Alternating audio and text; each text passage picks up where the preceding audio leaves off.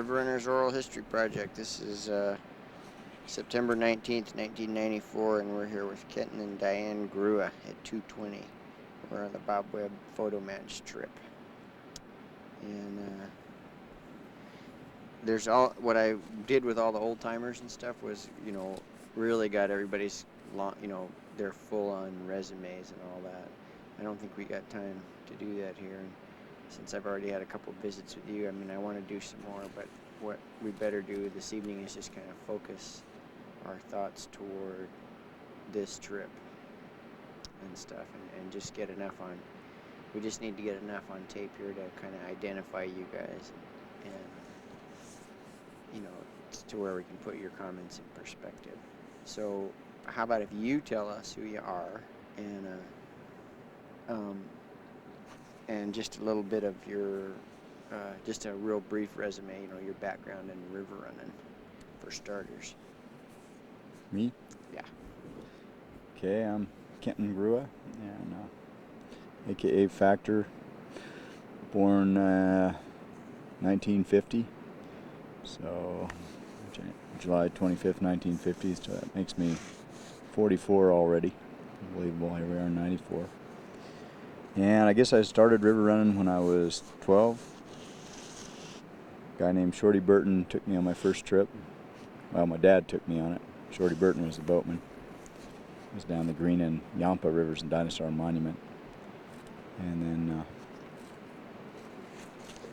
we just went on from there, bought a boat, rode a bunch, turned 18, got a job with Hatch, River Expeditions, working down the canyon, and been here ever since, basically. Worked 2 years for Hatch, 2 years for GCE, and I forget how many years now for Grand Canyon Dories, which I continue to work for probably for a while.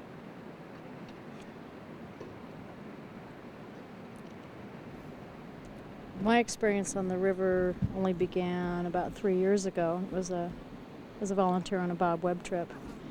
And the following year I met this character on another Bob Webb trip, and I've done maybe half a dozen trips now through, hiked in several times, and mostly science trips, one commercial trip.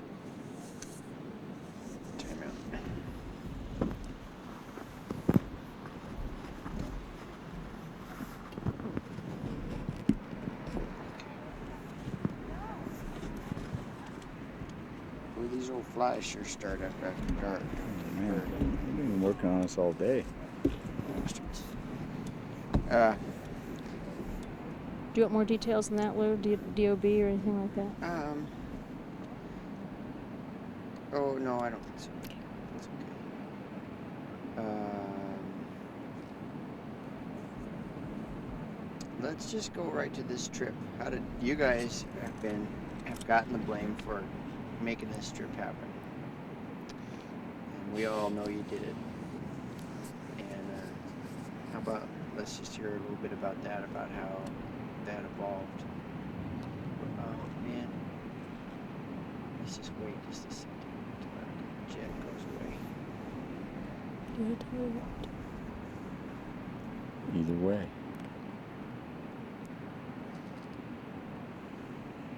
Why don't you? It's really your fault. It's anybody's fault. Okay, we can go. Well, for I should say a number of years, because I was on my second attempt, I've been working with Tad Nichols, trying to assist him in organizing his Glen Canyon photographs and papers and so forth. And about a year ago, was down there visiting with him, had looked over some photos, and Kenton had dropped me off at his house and came to pick me up. And Tad came out to say goodbye and hello to Kenton and said, "Kenton, I'd like to go down the river one last time, and I'd like you to take me." And we talked to him a little bit about that and said we thought we could do that, and probably a science trip would be the way to go. We thought that that would be something that he would find interesting and enjoyable, and that he could contribute something. And I think it was on the ride back home, we began to discuss just how many people there were like Tad who had considerable knowledge of the pre-dam river and could contribute a great deal to our knowledge of this place, as well as offer us a historical perspective. And as the days went by, I think we discussed it more and more, and as Bob Webb would pin on us, he's called us both scammers, and began to scheme a little bit, and we called Bob up and tossed the idea in his direction, and he seemed to like it. And then sometime later we were on a trip down here with Dave Wegner, was on for a couple days.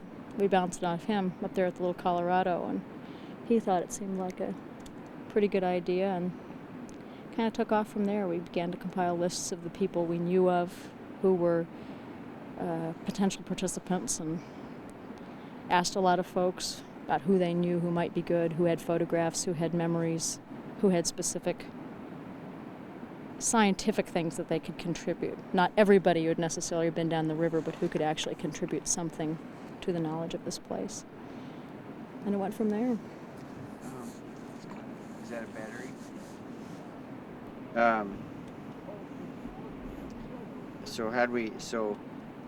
Maybe it'd be good to just briefly go over these guys and what they have contributed, or what how these guys got picked.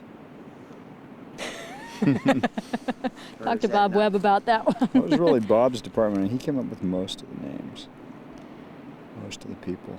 Well, the list was brainstorming. He knew several people he wanted to invite right off the bat, people he'd worked with extensively. Not all the folks that we asked obviously could make it. People like P.T. Riley and Bob Sharp and Gene Shoemaker didn't make it on the whole trip. Several of these people, he had already matched their photographs or been in contact with them about films or notes or things like that. So there was a crew of very obvious people. And then a lot of it was asking around, but the final decisions were made by Bob as to who was actually invited on the trip. Did you have to do a lot of arm twisting to talk him into it, to talk Bob into it? No, he was pretty excited about it. It didn't take much convincing. Him and Dave Wegner, Dave just embraced the idea. That was the only sad thing, was that he couldn't be here too, because he really wanted to. Yeah, I didn't understand that. I didn't understand. Well, that shouldn't be on tape. Yeah, it shouldn't. But I mean, I can't possibly visualize the rationale for those guys to even think of it, excluding him from. I mean, how could they come up with an idea that? I'd like to hear what the line of thinking was for them to say, well, you can't go beyond that on that track. Not so much. Politics beyond my comprehension. Yeah, it's a lot of things. Let's see.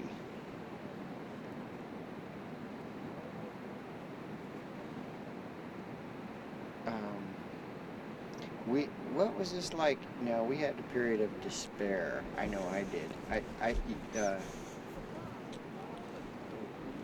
What load did you end up shouldering, Diane, to get this trip on the Watchcraft? Bob sent out the initial letters of invitation under the auspices of the U.S. Geological Survey, and from there my role fell to tending to a lot of the little logistical details that aren't something that a man in his position would necessarily want to have to do nor have the time to do. And as somebody who was very anxious to see this trip happen, I was more than happy to do it. One of the first things I did was just start compiling all the names and addresses, or all the addresses for the names that we had, I should say, and phone numbers and so forth. Funneling those to Bob. I have a stack about yay thick of email messages that we sent back and forth in preparation for it. And once the ball was rolling, I did things like, I'd get from Walt Taylor the medical questionnaires, sent all those out, make certain those were starting to get returned. And then I compiled or wrote a letter to everyone saying, dear trip participants, these are what the procedures are going to be. Here's an equipment list. All those little sorts of things. Made hotel reservations for them. Made certain they had places to stay. Rides from the airport. or on the library end, since I work at the Klein Library, I organized the auditorium for Bob to lecture at, worked on getting the reception up and running, and did a lot of those little invitational sorts of things.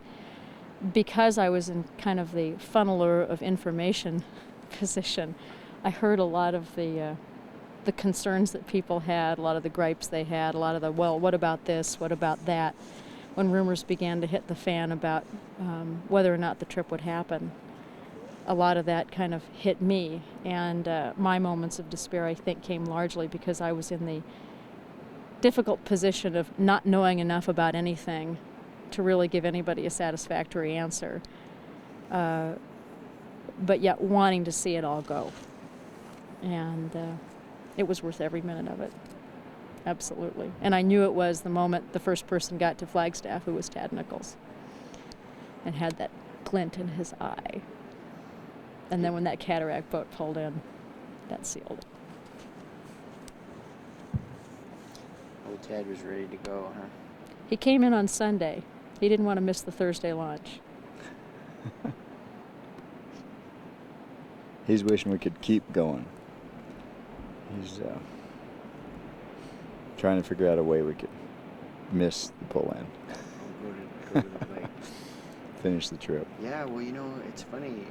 I wonder, has he mentioned the thought of coming back, or do you think this really is the last one? He said he'd like to go down from Diamond to the lake at least. Yeah, he hasn't said another trip. He's just said he'd like to sort of finish this one. But I think for Tad especially, I think he realizes that unless he were on a trip like this where there is some definite assistance, it would be difficult for him to do. It's funny. I mean, I think we do a lot of trips and we take them for granted. And I don't think there's one of us that's ever done a trip kind of with a specific idea that this is the last one. That's kind of a heavy thing. I don't know how many of these people have that idea. But you sit back and sometimes you wonder, what that would be like, looking at it through those eyes. I wonder how many of these people will come back. I hope most all of them, or all of them.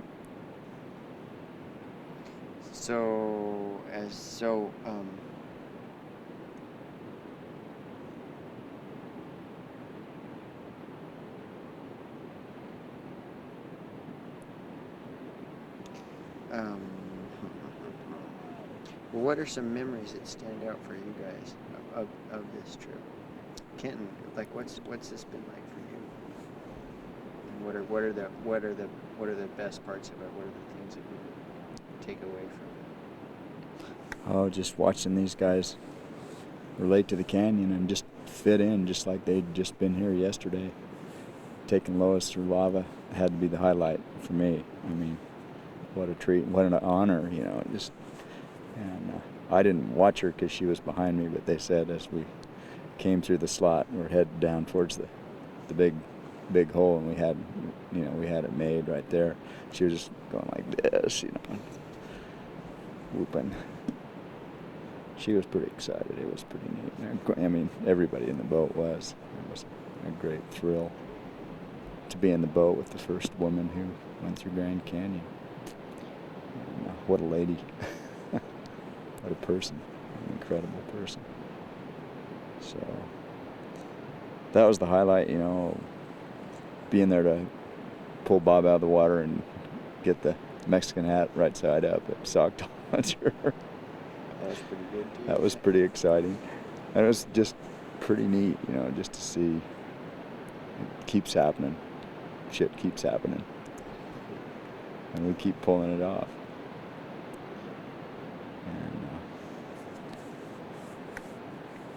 And, the whole trip, getting to know John Cross Jr. and John Cross Sr. and Sandy and Woody, and Woody and Sandy were, people that were in my life when I was 18, and I'd almost forgot about them. I was going, wow, That's right. You were working for Hatch too. Woody was running the Hatch operation when I started working for Hatch down in Grand Canyon. Sandy was working at Marble. That was in 1968. Yeah, 68 and 69. I started in 69. And they were there, I think, through 70. And that's when they met, and that's when they got together and got married. So it jogged a lot of memories out of my brain. Well, this deal about that period of despair that we all went through, I know I did, and I kind of unloaded it on you, Diane. Was I the only one? The only no. other one? Or did everybody feel that way? Quite a few people, I think, went through a dark period. Before? Mm-hmm. It was very stressful. And it was something, I don't think any of us ever lost the perspective of why we were doing it. I think that's what kept us going. But I don't think any of us, if we had anticipated the number of hurdles, would have maybe initiated it. It was certainly, a lot of it was new to me. I'd never been in on the organization of a river trip per se. I'd helped organize other outdoor trips. But things were very cut and dry. I knew the procedures to follow. And yeah, I think there was a lot of us who didn't anticipate getting hit broadside by so many just little things. How about these guys? Were they scared? Were they nervous about coming up on the river? I think the ones that were nervous didn't come. The ones that I talked to, because I had the pleasure of getting to talk to all of them before they got here, to a person were excited and were thankful. And that was a lot of what kept me going, was talking to them on the phone. And I'd get off the phone. I think I called you once, because Kenton wasn't back yet, and I was just bubbling over with enthusiasm. I can't even remember who it was I talked to, but I was so excited. And they'd call me up and say, "You don't know how much this means to me. This is so wonderful. I think I can really make a contribution. Who's going on the trip?" And then I tell them who was going on the trip, and they'd say, "Oh, wow," or or "Don't know him," or "I've always wanted to meet her," or whatever. And that was a real high. And then to have it work out, I think, far better than I could have guessed, has been euphoric. Absolutely euphoric. Yeah, there have been some pretty good moments.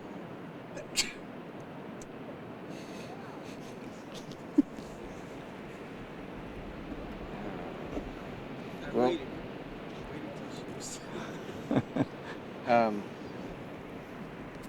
what do you think is going to be the net result of this thing? What do you think it's going? What did we learn from this? I wonder. What do you think the river looked like?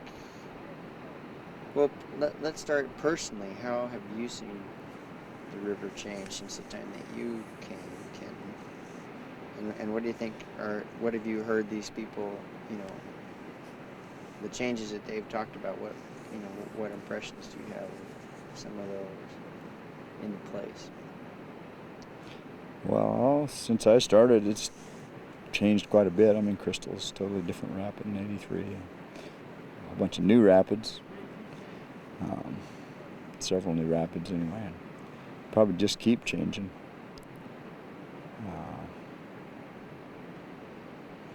I think we've come a long ways in terms of understanding the nature of change. We probably have a lot further to go. The more you learn, the more you feel it. You need to know. But I think that these people have really contributed greatly to it, just in terms of, there's no substitute for firsthand knowledge for having been there. And I know Bob and Ted are pretty pleased with what they've gotten. They're going to have to chew on that for a while and digest it. But to come up with specifics, which I'm sure they will. But, and historically, just, treasure trove for all of us, and hopefully for everybody who takes time to watch what you guys come up with and listen to the oral histories. It's yeah, I think it's just quite a contribution to the future, hopefully, from the past.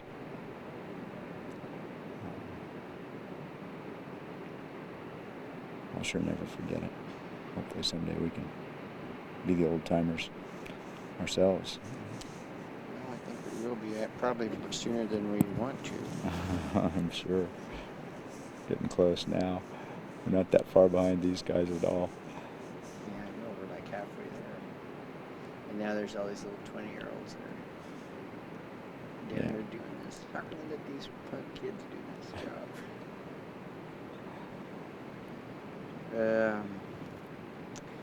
Now, what are we forgetting? What do we need to say about this trip?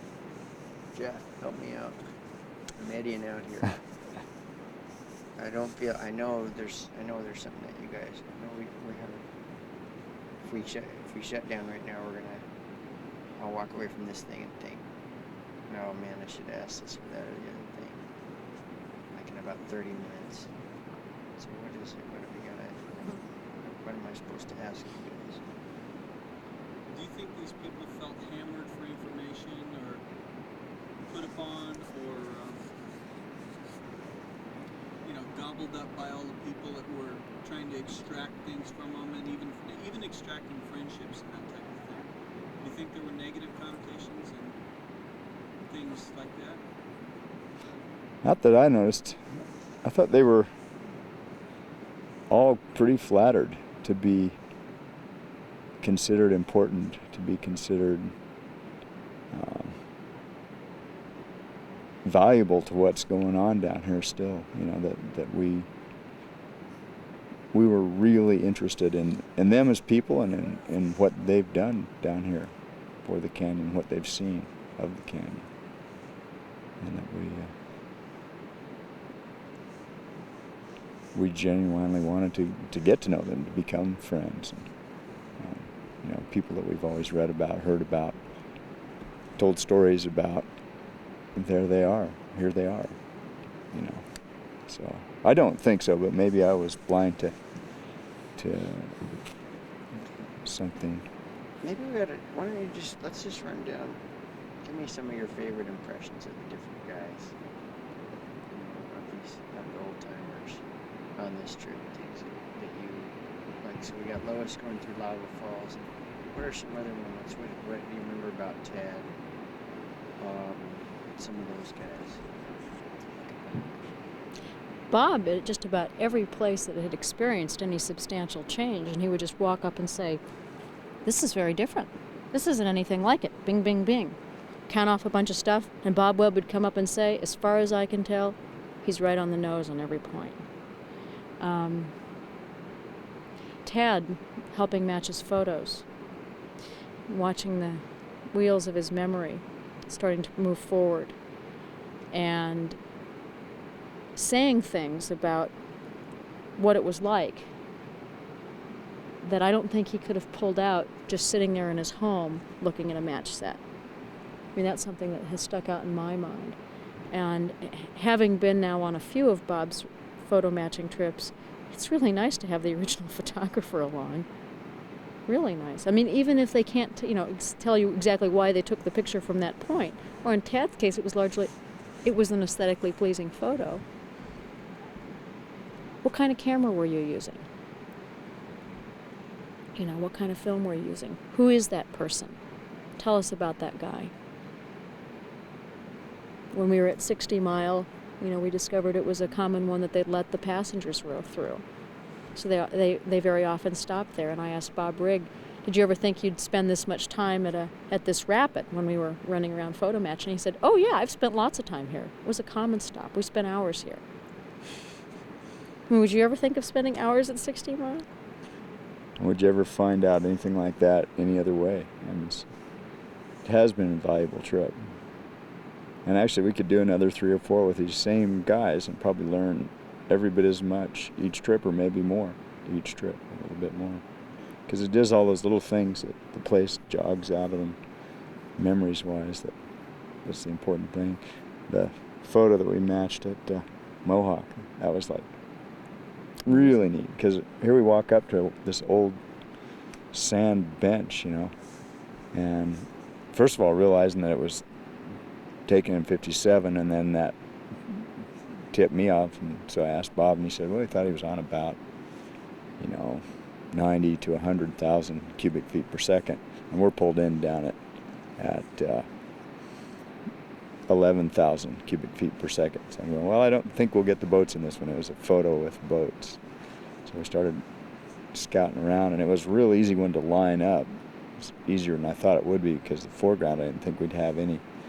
And actually the foreground up there was pretty close to the same. It was growing up with tamarisk, but it was the same foreground, and we could see that year's high water, which was 120 some odd thousand CFS. You could see that level bench in the sand, and that was the highest water that had happened, or has happened since the dam. So it's, it's a fossil high water mark. And then you could see basically the beach that they had the boats pulled into. And we had Tad up there. He took the photo with the Rolleiflex camera, which is one that you kind of hold like this at your chest and look down into. And so we got it lined up and within like inches of where the camera station, or where he was standing holding the camera, was. And we had him stand there right at that spot and go like this. And we put the camera right there and the lens right there, and it was perfect match. It was just amazing, just kind of like, to see him standing there like this was just, it was another moment. When I talked to ML, I asked him, what was the deal? How come we did this trip and stuff? And the first thing he said was, well, it was a free trip. And then he goes, to be with my friends. I wanted to come down here and be with some of my old friends, like named me, but I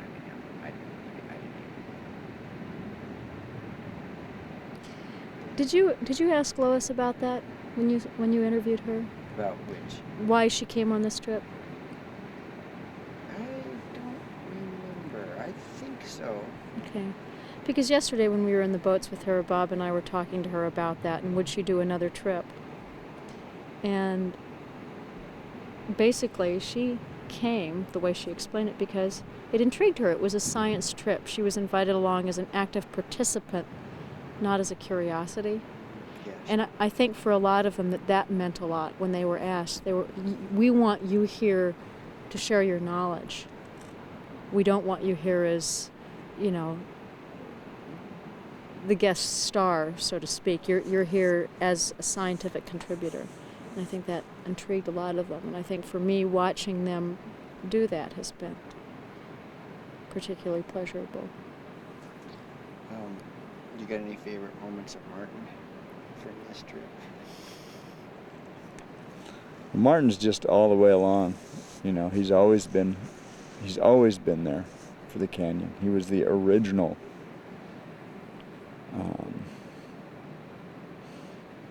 Before the dam, he was trying to stop the dam, and ever since the dam, he's been trying to at least make the best of the dam for the canyon. And he's deserves a place right at the top in terms of what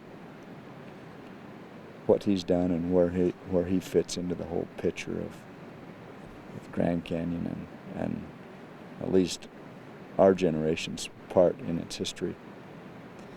And he's my hero. He's everybody's hero that works down here, I think.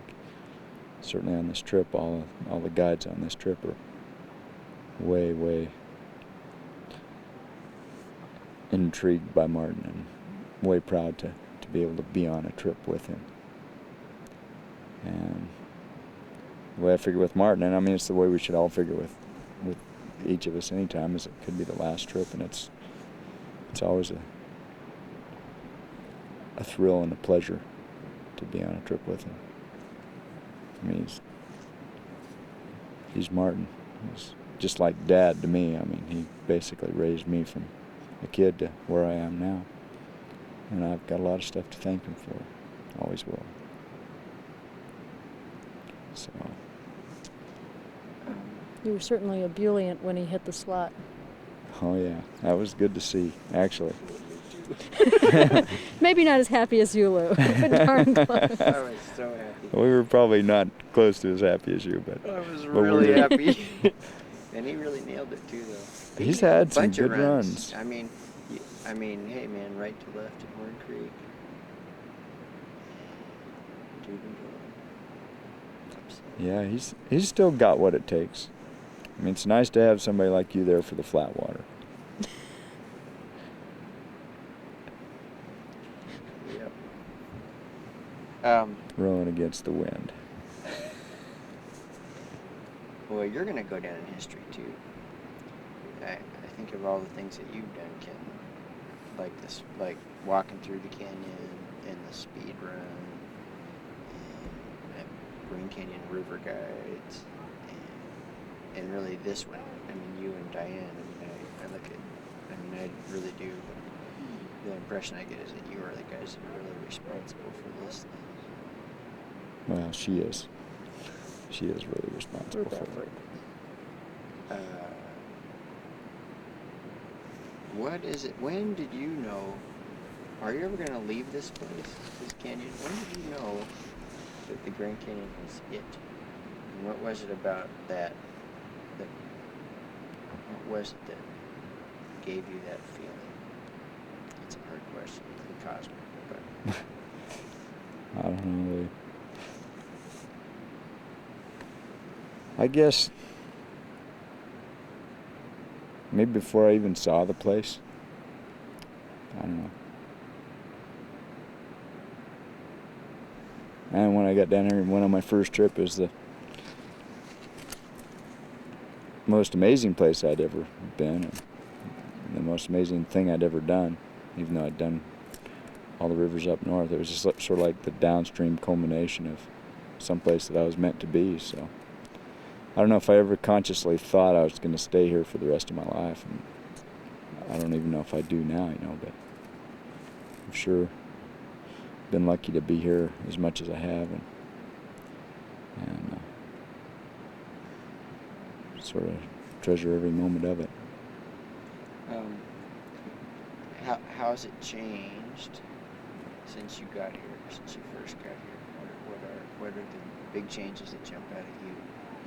And what are the prospects for the future of it?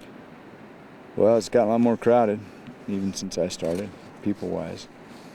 Tammys have gotten bigger. Some beaches have gone. A lot of them have gotten smaller. But I think we're on the right track. My fantasy would be to see the dam gone in my lifetime. That'd be nice.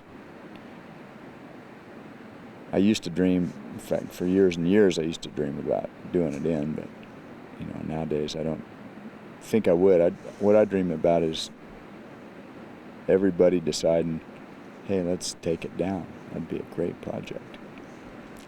Let's see what Glen Canyon looks like after being under the reservoir for 30, 40 years, over how long it is. So, that's a dream that I realize I probably won't ever realize, but you never know. I never thought we'd come this far to where we'd have the Bureau going, well, we'll run it, at least consider the canyon and what we're doing. Spend I don't know how many millions of dollars studying it, and then come around to at least modifying their fluctuations that were doing a lot of damage down here. So everything's a compromise, but someday maybe we can make it a project. I'll take the first whack at it. Oh, God.